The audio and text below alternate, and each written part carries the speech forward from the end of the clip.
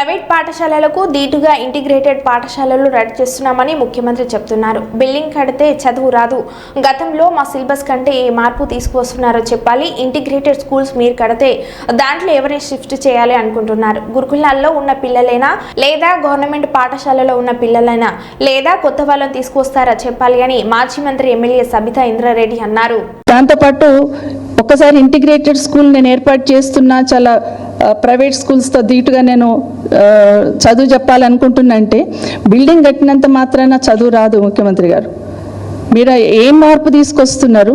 గతంలో ఉన్న మా సిలబస్ కానీ ఇప్పుడున్న సిలబస్లో ఏం మార్పు తీసుకొస్తున్నారు?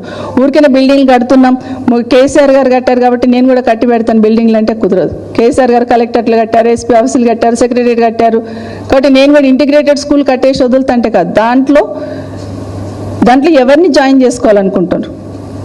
ఇంటిగ్రేటెడ్ స్కూల్స్ మీరు కడితే గురుకులాల్లో ఉన్న పిల్లల్ని అక్కడ షిఫ్ట్ చేస్తారా? గవర్నమెంట్ స్కూల్లో ఉన్న పిల్లల్ని అక్కడ షిఫ్ట్ చేస్తారా? కొత్త పిల్లల్ని రిక్రూట్ చేసుకుంటారా? అది చెప్పాల్సిన అవసరం ఉంది.